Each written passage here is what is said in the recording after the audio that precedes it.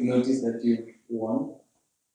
So yeah, I made this Camus, but I thought we were continuing till. You're done. Oh, You won. so I feel like you gave that to me. Yeah, there's a reason you put this one. Yeah.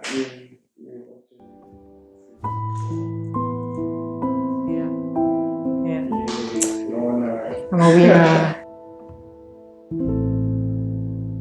My name is Lorna Wachu. I am a psychologist and I am also a clinical supervisor at Shamiri Institute. Growing up for me was interesting, but also very confusing.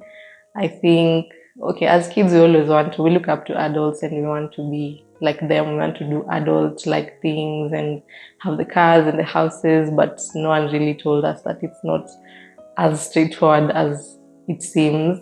And I think the hardest part for me growing up was becoming aware of the world. You know, as a child, I thought the world is just rainbows and unicorns and color, and the only bad people I knew were the villains in cartoons and Kina Mojo Jojo and all that. And then I came to realize, no, they actually exist in real life, and much worse than how it's portrayed in these cartoons I used to watch. And good things are happening to bad people, bad things are happening to good people. Trying to understand that and kind of be okay with that reality. I think to date I still haven't really come to terms that the world is just not as good as it seems, but also to realize that there's so many good people and there's a lot that's happening that's good, but the evil seems to stand out more. So that was the toughest part for me growing up. And also, just as a family, I didn't grow up with an abundance or, from a privileged family.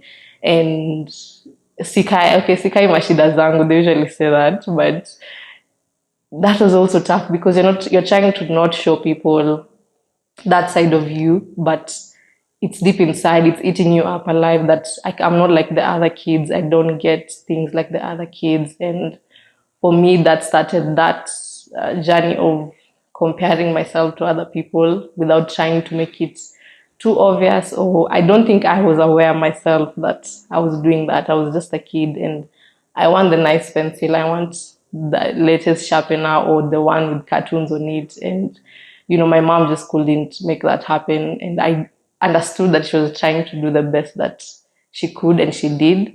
But as a child, you can't understand that at that time. I also went through some bullying in primary school for my weight. Apparently, I was fat. I wasn't fat. I was just a cute, chubby baby.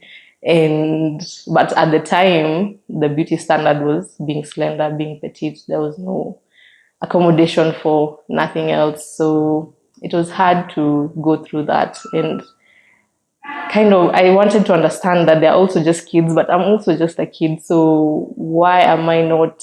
I don't have many friends. The people who are choosing to talk to me are just very few and good people. But I wanted to be a diva. I wanted to be popular.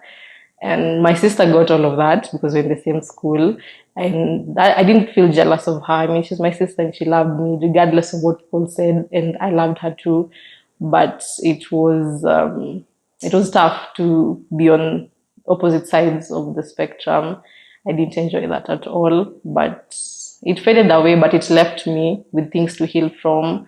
So much trauma that I didn't realize had eaten me up from inside until I got to my adult years now and making that connection that some of the things I've been through right now have a connection to my childhood and the past.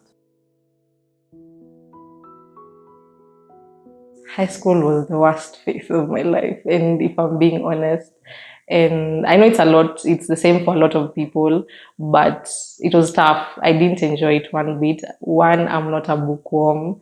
I didn't enjoy classes. I think I hated the routine of waking up early, sleeping late, and all at the same time trying to navigate your social life, making friends. Can you trust these people? Can you not trust these people? I think it was a phase where now the self-awareness started kicking in a lot more than primary school. And it's a stage in life where I got to realize, you're on your own, really. You have people, but you are on your own and you came to this world on your own. Trying to understand myself. It's not as easy as it seems. You just don't know yourself. It doesn't, because some people I know right now in my adult life don't know themselves. So trying to be aware of what it is you're trying to do, what's your purpose. And it seems like those are things that are too deep to think about as a teenager.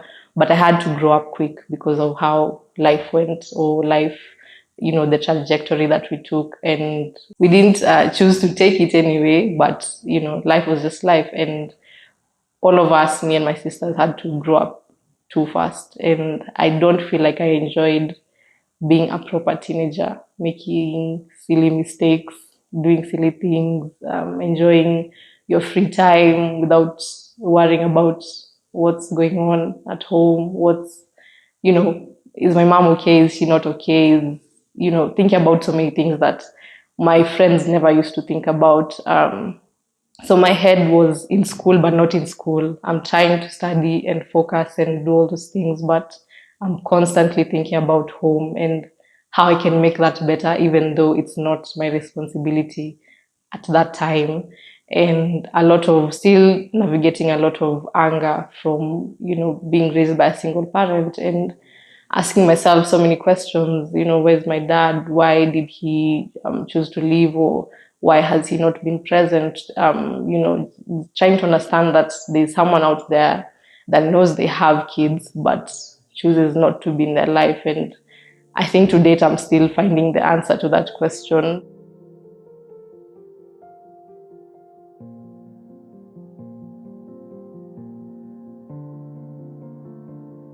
I still used to watch cartoons. I mean, I was still a child, and I still do to date anyway. I think they just bring a lot of peace and calm and take you back to your childhood, where you're so innocent. You didn't know about the world. You didn't know about all these evil things that are happening, the things we see in the news. I like to hang out with my friends. I mean, that never really stops, but you see also in your adult life, you have less time to hang out with them or see them, but I like to really prioritize that because it brought me a lot of peace back then. And they're my friends, and even though they're not the same ones that I had back then, I love my friends and I like to spend time with them because they're fun. Something else I do, eat cereal. I know it sounds silly, but I don't know. And cereal is not really particularly for kids, but it's been painted out by society to be for kids. I'll continue to eat them until I'm old. Alright. Was I next? Maybe one. Okay. Okay. Alright.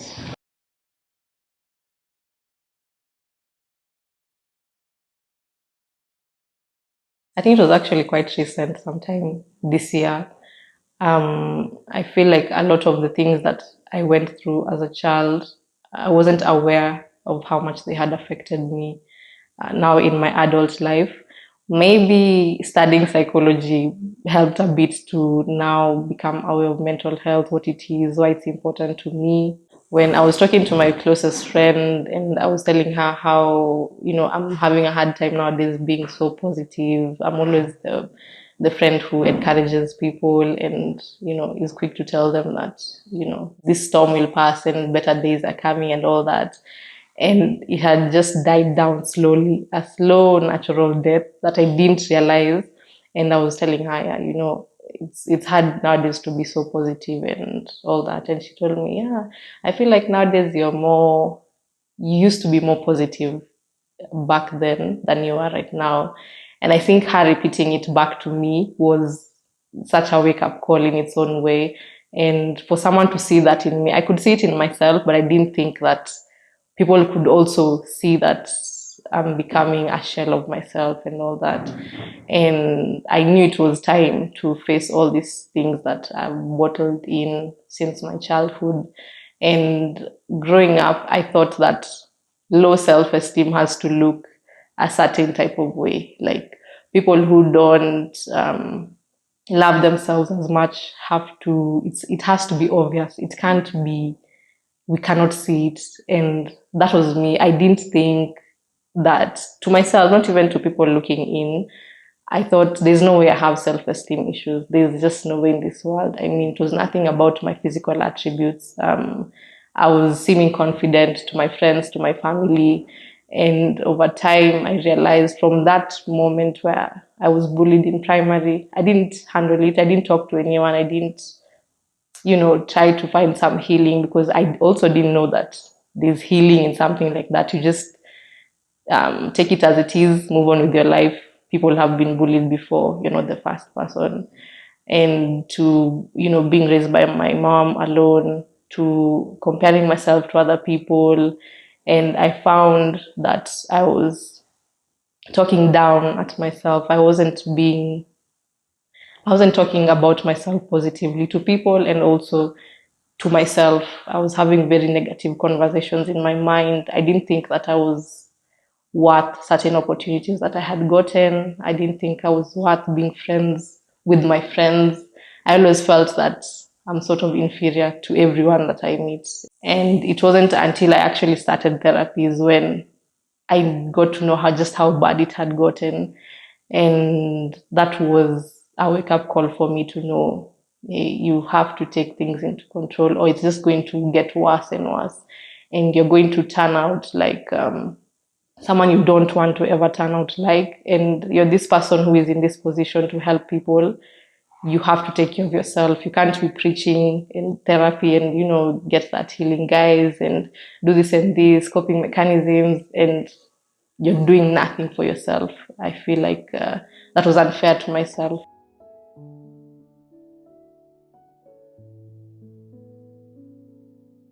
I always felt like therapy was a missing link in my life. I had studied about it in campus. I mean, I'm doing this one-on-one sessions with people, but I haven't done it before. I don't know what it's like. I know the theory part of it, but I don't know the benefits of it until, I get to experience it myself. And it was the best decision I've made in my life so far. I just started this year. And I found a good match, because it also matters who you choose to talk to and all that. And she has been very kind to me, very understanding, very just what I pictured it would be. And immediately after session one, I was already feeling better. I was like, probably my life is already fixed, and I don't even need that many sessions. I'm good. But you see, you get to discover things slowly. This connects to this, you have to put that whole your story together and now know, how do I go about this, how do I start this journey of rediscovering myself. Who is Lorna? What does she love? What makes her her?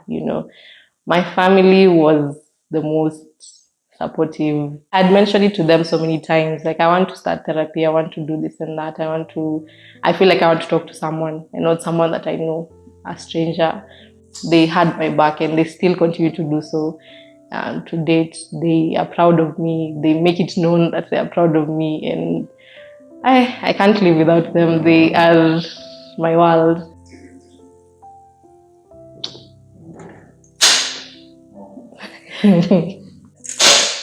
So,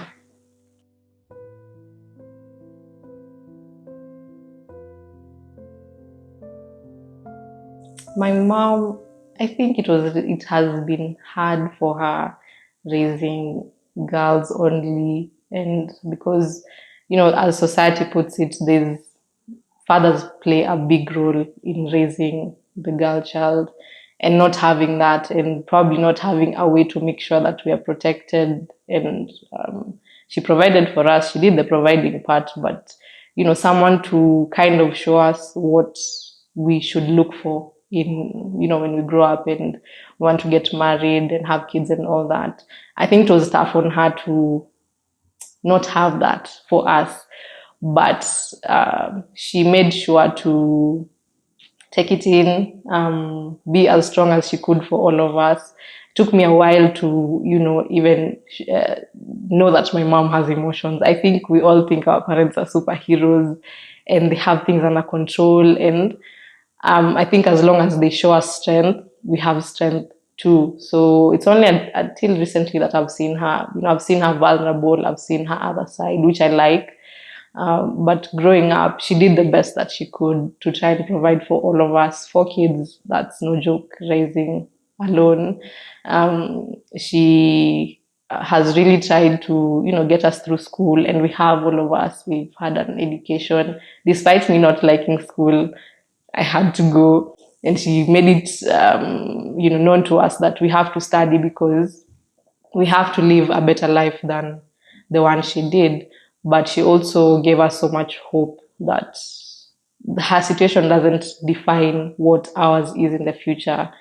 Just because it didn't work out for her doesn't mean we'll find people and we'll end up in the same path, but also making us aware that society is society, and you might feel the shame of, let's say, walking out of a marriage. But she always tells us one thing: you can always come home.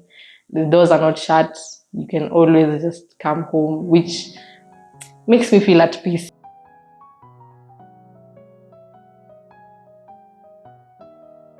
I was always talking to people about journaling, and really I had no idea what that does to someone. I was just, as a therapist, of course, you'd give them this option and tell them the benefits. But if you haven't done it yourself, you just don't know. So I journal a lot. I write everything and anything, my thoughts, my weird things, that just anything that comes to mind that I feel like writing down. Kind of declutter the mind. I need to remember.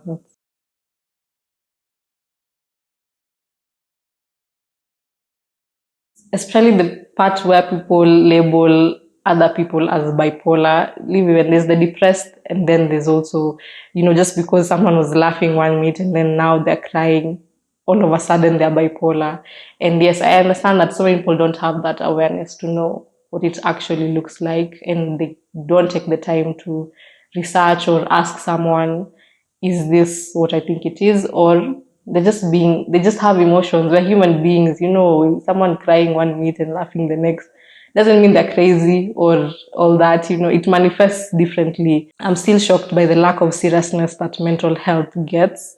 I've had people say, you can just snap out of it, which is crazy. And some people just don't have control of what they're thinking, and this affects their daily functioning, and there's not much empathy going around. There's just judgment, and you're in this dark space and you can't go to work. All of a sudden you're lazy. Don't you want a better life for yourself? Don't you want to do this and that? I think we could create much better spaces for people who are struggling with their mental health. I'm not even thinking. Like Apple.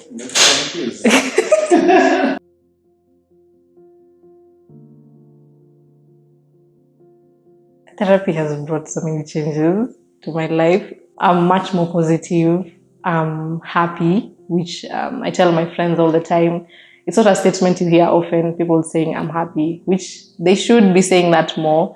I pick and choose what serves me. Having a low self-esteem came with a lot of people pleasing and trying to, accommodate for those insecurities I had. I was always the one ready to do anything. Like, this person has chosen to be my friend, I need to keep them around, and I need to do anything possible to make them happy. And I wasn't taking care of myself. And you give and give, and there are people in this world who will take and take and take, and they will never give back.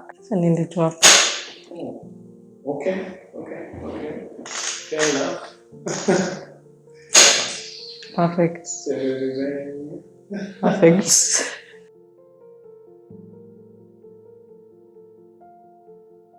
Through that intervention, I learned to be more grateful. For the small things. I discovered that there's really no end to learning and becoming a much better version of yourself. You can, whatever it is you want to do, your skills, activities, anything, put your mind to it, and it's almost like you're in control of your brain, not the other way around. There's no these stereotypes that because you're this, you can't do this, because no, you want to be a pilot right now. If I want to do that, I could, there's nothing that can stop me. I could stop myself, but nothing else. And that was an important lesson that I had not really thought about before. I just knew I was on that different bandwagon of saying, if you're just not good at math, you're just not good at it, and there's no reason to force it. It's not that you're really forcing it, but if you're open to the possibilities of maybe you could understand this concept, maybe if I really, put in the work, I could do this, I could do that. Not even thinking.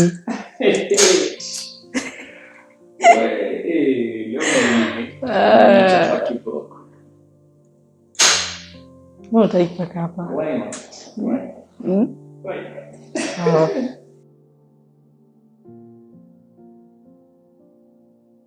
It's okay if you're not strong. Sometimes you're just not strong, and it's fine. And someone once told me, being strong will kill you. Might be literal, might be a figure of speech, but if you hold things in too much, it will come at the end, they will explode. There's no award that we get for being the strongest person in the world. There's just nothing like that. And I know society has made it seem like, just stuff it up. You go about your day and your life, and we all have problems, and, you're not the first, you won't be the last, go with the emotions. No. I wish someone told me, hey, just stop trying. If you want to cry, just cry. If you're sad, you're sad. Just be that, Something else I wish I knew at that time is that it's always going to get better. And I know people say that all the time, but when you're at the bottom, you just don't really think about it. You hear it, and probably someone mentioned it to me, I don't believe it at that time. It's like, this storm is too huge. It's never going to go away. This is my life now. I better get used to my new lifestyle and all that. But I wish I had it more often, that you're going to get to the other side and it's going to be okay. And, life is just you're going to figure it out at the end of the day. And something else I really wish I knew at the time is something my therapist said to me, actually. And when we were exploring my self-esteem issues, and she just told me, picture that you're not Lorna, and you've met Lorna, and you've gotten to know her, and in that process of getting to know her, would you be friends with her? And I told her in a heartbeat, I wouldn't even think twice about it.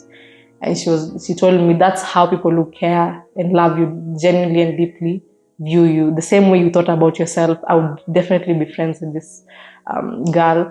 It's the same way they're happy and honored to be your friends and be in your life. So when you're thinking you feel inferior to these people, why would they choose me? Why are they friends with me? There's nothing I'm really bringing to the table. No, in real sense, the same way I'm thinking about my friends, and I'm like, I'm so lucky to have them in my life, is the same way they're thinking about me. And she told me, don't ever tell yourself something that you can't say to a friend.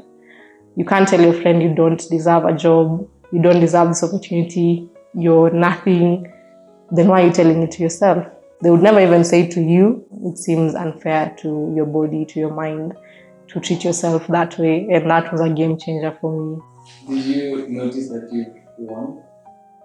So yeah, I made this Camus, but I thought we were continuing till... Oh, but I feel like you gave that to me. Yeah, there's a reason you put this one.